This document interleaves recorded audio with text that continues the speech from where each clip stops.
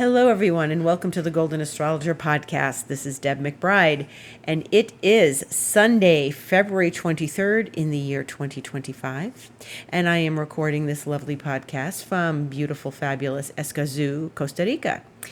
And we have a lot to talk about because lots of things are happening this week.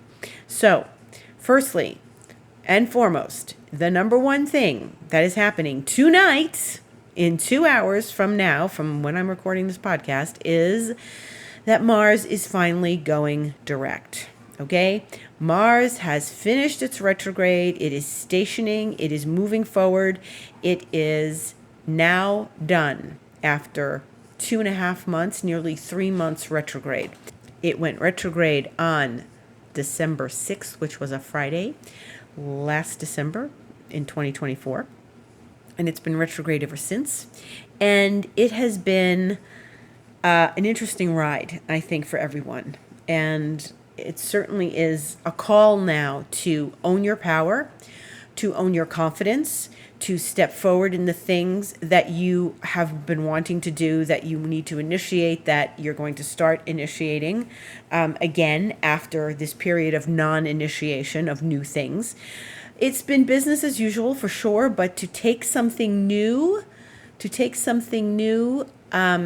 in your hands it's not been the case, because as I have suggested to people, it's been a complicated time to initiate, because that's what Mars does. It's an initiation planet. It starts things. It lights fires. And what it's not doing is lighting fires when it's retrograde, right? It's going backwards. It appears to be going backwards from our vantage point on the Earth. So we are now able to start initiating things. And I know people in my life who've been waiting, chomping at the bit for this day, for tomorrow, for them to start something and initiate something and create something new. And I have to say, in these last couple of days, I have really felt things shifting. I can already feel it shifting, even though it's not, we still have a few more hours, and it's going to be wobbly. It's not going to be like, hey, 8 o'clock tonight in my time, because it's 9 o'clock tonight in Eastern time, we're going to just all jump forward. No, it's like the next day or so, we're stepping forward and we're moving forward, but energies are going to be, it's going to be a little wobbly. We're going to move forward, but it's taking its time to really get speed. It's going to take a while for Mars to get back to where it was. It retrograded at 6 degrees of Leo, and it's back at like 17 degrees of Cancer now. So it's got to go halfway through the sign of Cancer into the first 6 degrees of Leo. We're not going to get there for a while. So we have time. We step forward. We step carefully. We walk forward in the path that we've chosen, the direction that we want, and we keep moving. Okay?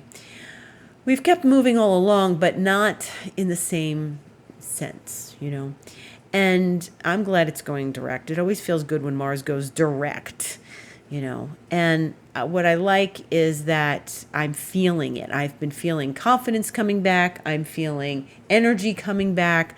I'm feeling motivation coming back. I'm feeling that energy is starting to really move forward again, and it's in the air. It's in the air. So this is it.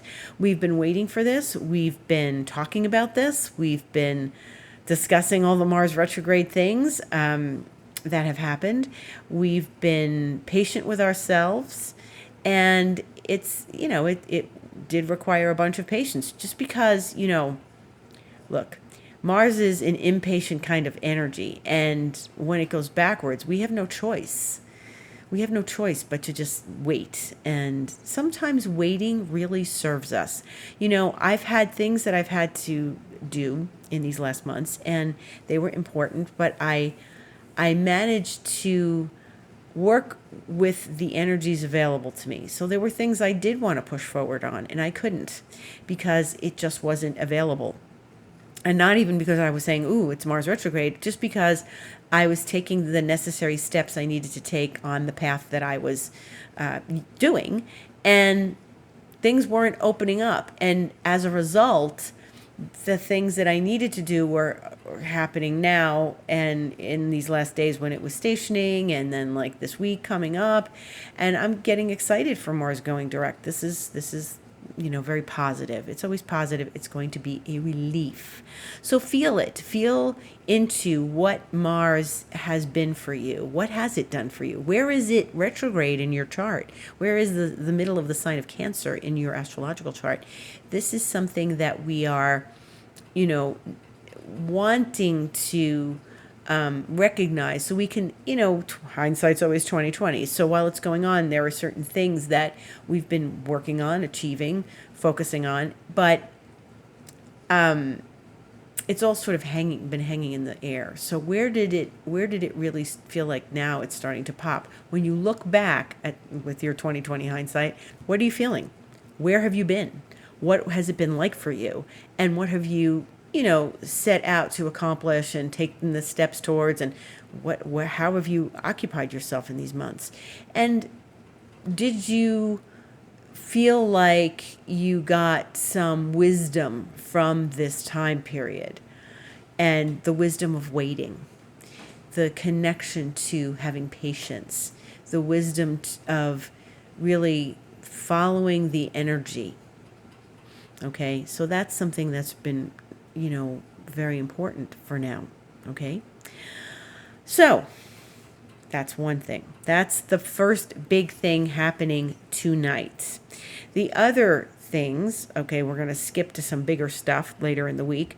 Thursday, the 27th, we have a new moon at 9 degrees of Pisces. This is very lovely. It's the sun and the moon connecting, being together at 9 degrees of Pisces. So I happen to have Venus at 9 degrees Pisces, so that's nice for me. And it's about really moving your energy forward as far as, again, here we are initiating things. It's a new moon. Right now we're in the dark of the moon. If you want to wait to initiate something till after the new moon on Thursday, the 27th, which occurs at 7:45 p.m. Eastern Time, you can do that. But, I think it's safe to say we've been waiting long enough, and it's a good thing to just start getting together on things that we've been holding off on in these months. So the new moon starts a new cycle. And we are in the sign of Pisces, as we started that last week. And we are looking at this very lovely new moon. Pisces is a lovely sign. It is peace. It is healing. It is sensitivity, visionary, imagination. And our imagination is so powerful. Our imagination is so powerful. And what we can imagine and feel into. Pisces is a very feeling sign.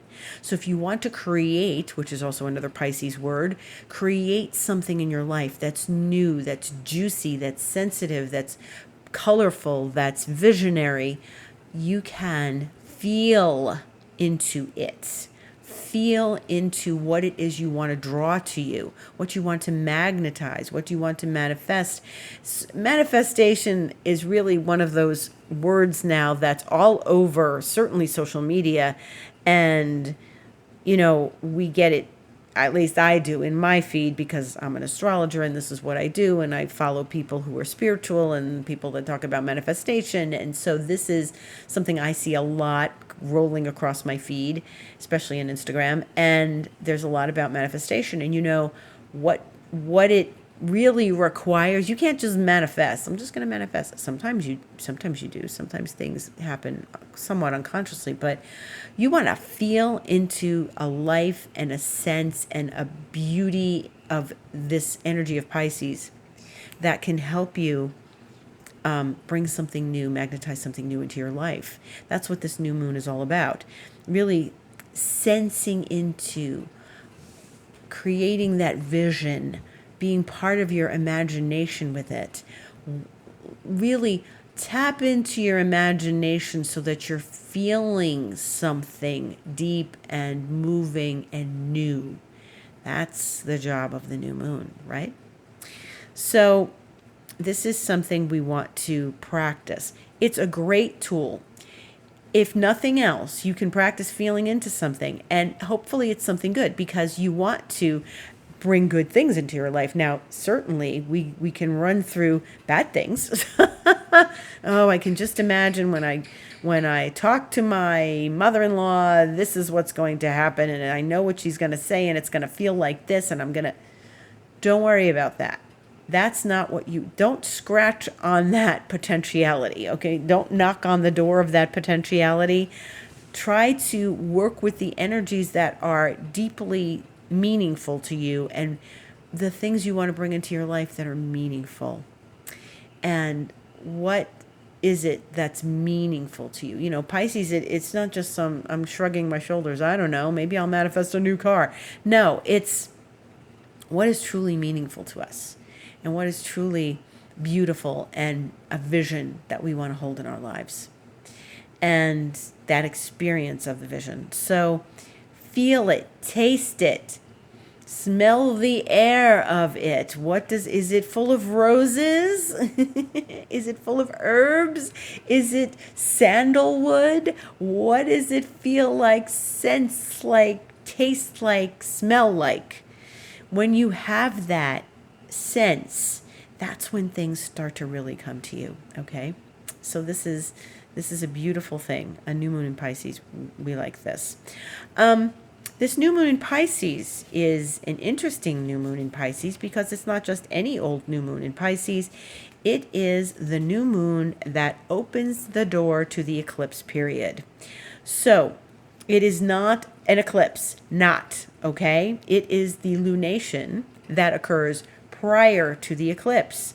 So what we're doing now is we are preparing ourselves for the energy of the eclipses. Eclipses are very powerful, right? Eclipses are very powerful, and we know that they are deeply powerful. And so this is why it's good to do this feeling into what you want to manifest, create, okay? Because it's Pisces. Now, when we have the eclipse, it will be March 14th, which is not for a few weeks. It'll be March 14th, and it's a full moon at 23 degrees Virgo, and it is the same day that Mercury goes retrograde for the next time, okay? So that week's podcast, which I'll do on Sunday the 9th, it is going to be chock full of juicy tidbits about the eclipses. And we're going to be talking about that eclipse and what it feels like. It will be a full moon in Virgo, because the sun will be in Pisces. So the sun is in Pisces now. Because we're having a new moon, the moon will join it in Pisces. And that is, this lovely sense of magnetizing beauty, peace, healing. I want to manifest peace and healing, right? Don't you? And then, 2 weeks later, we have an eclipse. So this is the swing in the door open lunation. This is the lunation that brings in eclipses. So, okay, that's the first thing. Now, when there is one eclipse, there's two eclipses. So there'll be one on the 14th, and there'll be one on the 28th of March. We're not in March yet. We're not. It's February 23rd. So we've still got another week of February. This is the last week of February, and that eclipse isn't until mid-March. So we are working on focusing on the moment with Mars going direct. But my job is to let you know that eclipse season is starting. So, and people are just going to, they're just going to throw their hands in the air after hearing me talk about this. But Mars is going direct. Start things this week now, okay? Do things this week now, because you know what I always say, don't start anything new between two eclipses. And that's the 14th to the 28th of March. So we don't have a lot of time to, heed that warning. I'm telling you now because we're going to start the eclipse period. And even so, even when the eclipses are, like we're revving up for eclipses and we're in that lunation period, it's not ultimately amazing to start something then, but I think it's better to do it before any eclipse occurs. So from March 14th to March 28th, that is the eclipse corridor. And that is what we want to be aware of, because anything started then usually it just doesn't take root, or it doesn't have seeds, or it doesn't grow into your plant. And so you really don't want to plant new seeds in between two eclipses. My teacher used to call this time, a time of miscarriage, because it's, you're planting something and it doesn't have space to grow. It's not the fertile soil that we want when we want to plant our fruit trees, right?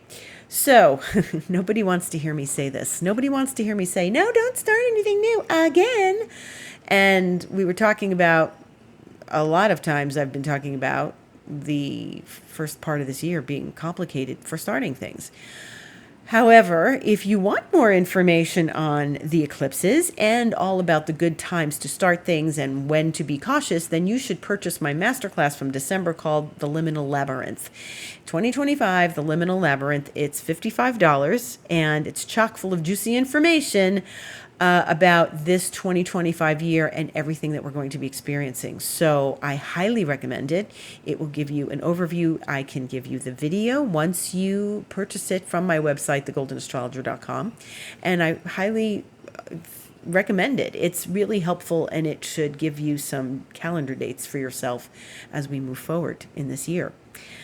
Now, there's another thing we have to talk about, and you know what I'm going to say because I've been talking about it before, and what's coming down the road here is Venus. Venus is going retrograde Saturday, March 1st, and that is at 7:36 p.m. Eastern Time. That is next Saturday. That is a week from yesterday. Today's Sunday, and so less than a week from today, less than a week after Mars goes direct from retrograde, Venus will be turning retrograde. She is retrograde. She'll be retrograding at 10 degrees of Aries. Aries is not her favorite sign because she likes to be in Libra, as I have said before. She rules Libra. Aries is not where she is at her best. Although you will see women such as Marilyn Monroe and Elizabeth Taylor, who were goddesses of the screen, and they both had Venus in Aries. They were clearly sex symbols of their time and, very beautiful, incredible women. However, look at their love lives. Look at Elizabeth Taylor's love life. That's a story in and of itself alone. So it's not great for love relationships. It's not great for marriages. It's not the greatest placement for Venus. But we are dealing with it going back into Pisces. So Venus is going to go retrograde in Aries, and then sometime in March it will go back into Pisces, and we'll be talking about that as well. But there's the do's and don'ts of Venus retrograde, just like there were for Mars retrograde. And people who want new relationships, it's not a great time to start a new relationship. Personal, business. Venus is about money. You don't want to start a new business partnership during a Venus retrograde. It's complicated. Now, if you're getting back together with an old partner in business, well, sure. If you guys said, hey, I've got a great idea. Let's restart our business that we did. It was such a good business, but other things distracted us and we had to shut down for a while. We want to move forward again with that business. Well, yeah, that would be great. So that's okay. You can but you probably need some momentum, and Venus retrograde may not give you that, but you can start making the plans to relaunch your old business. It's it's the re's. The reviews, the revisits, the revising, the reimagining. This is Venus retrograde. Any retrogrades are the re's, but the inner planets are the ones that seem to affect us the most, because the other planets, from Jupiter on out, they're retrograde for 4 to 6 months of the year, depending on the planet. And so we're used to that. Half the population is born with one of those planets in retrograde. So, we're looking at the inner planets, and of course I just mentioned Mercury retrograde, so Venus is going to go retrograde. 2 weeks later, Mercury's going to go retrograde. They're going to be retrograde at the same time. And then Mercury will go direct, and then Venus will go direct. But this is a heavily retrograde time, and I had said this in the Liminal Labyrinth masterclass, and I talked about this earlier, in my podcast, if you've been listening regularly. So we're getting rid of Mars retrograde, but we're walking into Venus retrograde, and this is...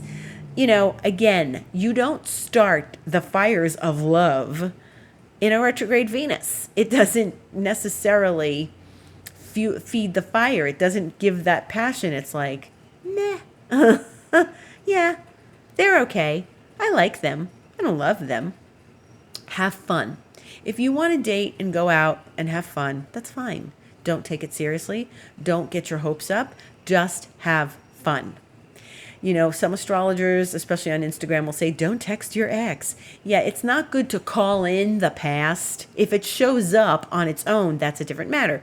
You go into a cafe and it's your ex-husband. You go into a supermarket and it's your ex-boyfriend, your ex-wife. It's your ex, whoever your ex happens to be, your ex-business partner. It's not a time for rekindling the divorce, the aftermath of the divorce. It's not. It's really something. You may have to deal with some financial matters relative to your divorce. You may have to deal with, children matters with your ex. But, property matters, anything, Venus, that's all Venus, property, money, all of that, financial matters with your ex. That can be dealt with, of course. That's a good time to deal with it. You can go back and review things. It's also a really good time to review your finances, work with things financially. And again, I wouldn't recommend like brand new businesses starting during Venus retrograde. I wouldn't take on brand new creative projects during Venus retrograde. If it's a client that you've worked with in the past. So my friends here have a branding business, and, sometimes old clients come back. And that happens to a lot of people. An old client comes back, yeah, that's okay. Great.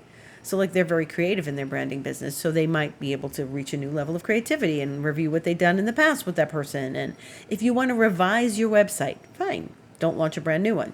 If you want to revise your decor at home, that's a good idea. You want to reinvent your brand identity. Well, that's good to work on while you're in Venus retrograde. Anything that causes revision or going back to something, okay? We don't want to encourage old stories to sit in our lives and blow up our lives again. Especially if you've gotten out of an old story, you don't really want to go back to something that was hard to and complicated to contend with, So we want to really work with Venus's energy. Now, I've talked about this before. I'm going to mention it again. We're going to be talking about this a lot. Once Venus goes back in April, and she goes way back, she's not going direct till April 13th or so. She's going to go back to Saturn. She passed Saturn a few weeks ago. She's going to go back to Saturn. And she's going to go back to Neptune. She's going to go back to Saturn. But Saturn's important because she's going to stay with Saturn for most of April. Now, this is great for digging into your business and, getting into the core of things and knowing that you've got new ideas that you want to flesh out for your business, and you want to kind of dig in and work hard with your business. Saturn's hard work. Saturn is just work, right? So maybe you want to work through some things in your business. Venus and Saturn could be really good for that. Digging in and thinking about how you'd like to take your business to the next level, right? Thinking about your business and how it's working, going over the finances of your business, looking at your business or your creative projects and saying, okay, this succeeded very well. We want to take a look at this some more and go deeper with more projects like this. Reinventing your business, your brand identity, those kinds of things work well when Venus and Saturn are together because we are sort of refocusing. Saturn's all about focus and commitment. We're refocusing on how we can put our energies back into our business in a new way, or in a call back some old ideas, or use some tactics that worked in the past. Just work with your ideas and your business. If you can focus on your work during April and really stay attached to that and deal with things, well, then certainly you could bear fruit from this. This could be really, really very good. And I really recommend that's where you take this energy. So that's something important. But we have a lot of time to talk about that. That's not going to be for another couple months, month and a half. I recommend you just keep that in the back of your mind, on your calendar. Make sure you know that in April, it's time to buckle down and recommit and think through some business things and your relationships. If your relationships are causing drama or something, then you want to rethink them as well, and you want to work more on them. Maybe you need to sort of step back with your partner and work hard on your relationships and your communication, because Mercury's going to be retrograde too. So it's going to be an interesting ride, March and April. Okay, so we're working towards these things, and astrologers, I'm finding online when I look this up, I'm finding like, yes, Venus will conjunct Saturn 3 times. Well, she did one already, and then she's going to conjunct Saturn 2 more times.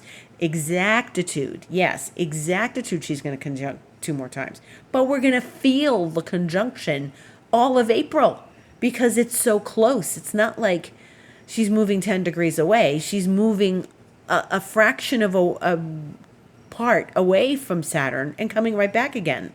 So this is important. This is detail oriented. This is, really staying focused and clear on what we need to do. Our responsibilities are calling us. If we stay responsible during this time, we'll be successful. So lots to talk about. But right now we're going to talk about Mercury. Mercury is going to conjunct Saturn on the 25th of February, this Tuesday.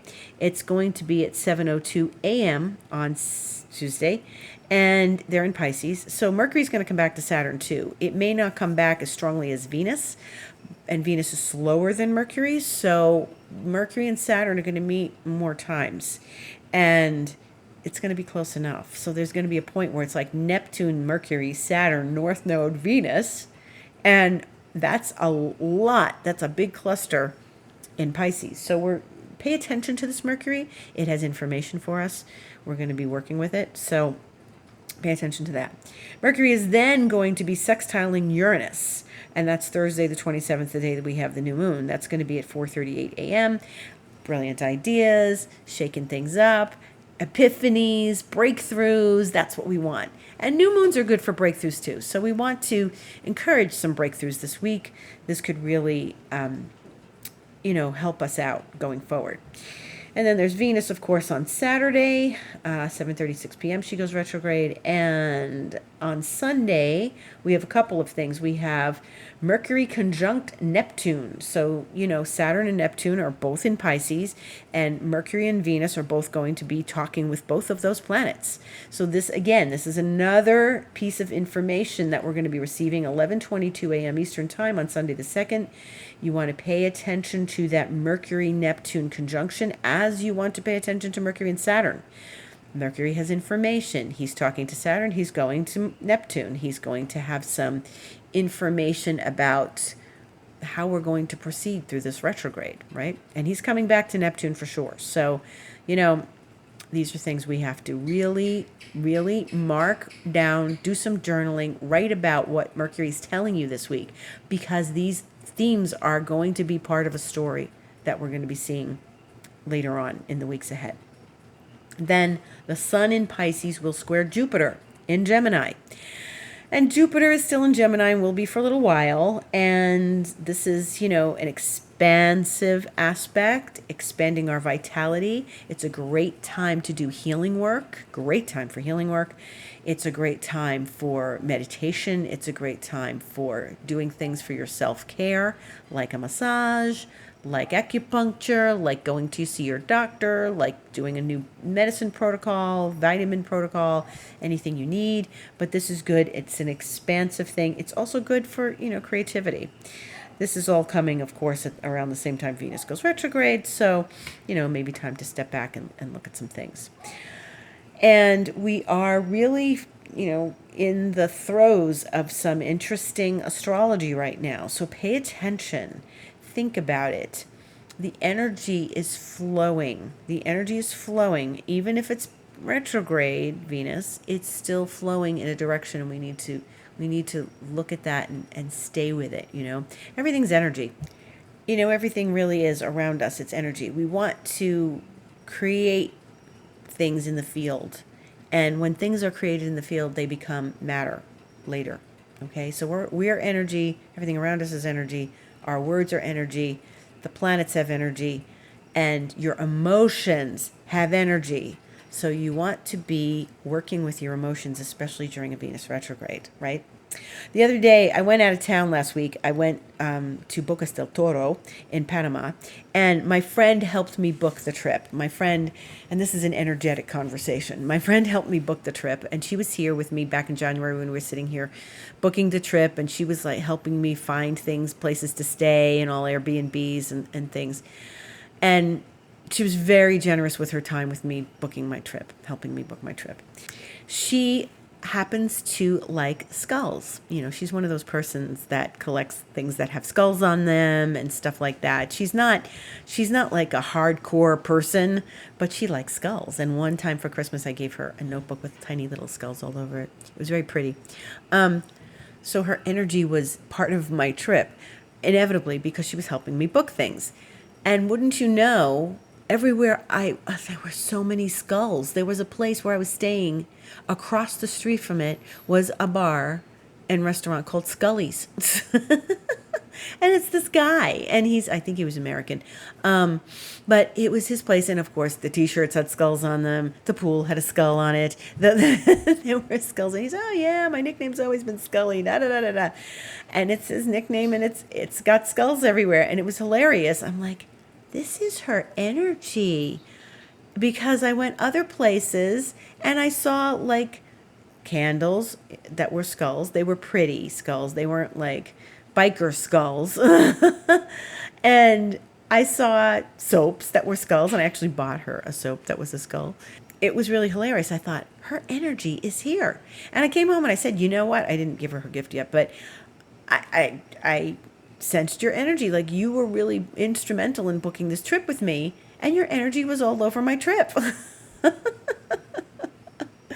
So this is the life of energy this is what it looks like in our lives. When we bring people into something, their energy is going to be present in that. If you are making a dinner party and your friend is working with you on that dinner party, their energy is inevitably in the dinner party. If you're taking a vacation and your friend is there taking vacation with you or helping you book your vacation, their energy is part of that. It's part of the experience. And it's interesting, like I said, you know, it's energy first, and then it becomes matter. And that's exactly what happened. I saw her energy become matter. This is, you know, something she likes. It's some, like, you know, some people like other symbols. She likes skulls. So this is pretty hilarious. But that's the way it works. So when we have things in the field, they become matter if we keep them strongly enough in the field. So don't scratch that potentiality in the field that you don't want to manifest, okay? Keep, you know, positive vibes and keep your energy high. Keep your thoughts high. Keep your emotional life clean, you know. I put something on Instagram. You know, my Instagram's the Golden Astrologer. I put something on Instagram the other day about processing our emotions, and they will literally save our lives. And it really is the truth. Our emotions are so powerful. So we want to keep them clean. We want to keep everything squeaky clean as we work through things, you know. And it's important to process emotions, not to just shove them under the carpet. So yes, the Golden Astrologer is my podcast. TheGoldenAstrologer.com is my website. The Golden Astrologer is my Instagram. And you can join me in Golden Astrologer Expansion Mentoring if you'd like to do that. That's also available on my website. And my website has a book now or book online button you just click on, and it gives you all the options. That's where you can buy the Liminal Labyrinth. That's where you can sign up for a session with me, whether astrology or Reiki. And it's also where you can start your journey of expansion mentoring with me, 3 months, 6 months, 12 months. And it's great because expansion mentoring gives you so much more time with me, and we work through different like NLP exercises from my coaching certification that I've done, and we look at some astrology, and we do whatever is in my toolkit that is necessary to bring forward to advance your life and help you fall in love with your life. I love all of you. I am grateful for all of you. I wish you a beautiful Mars direct. Let's celebrate. Start celebrating Mars direct. and get some things accomplished this week that you've been waiting for as we move into Miss Venus going retrograde. Gratitude to everyone. Thank you for listening, and I will see you on the internet.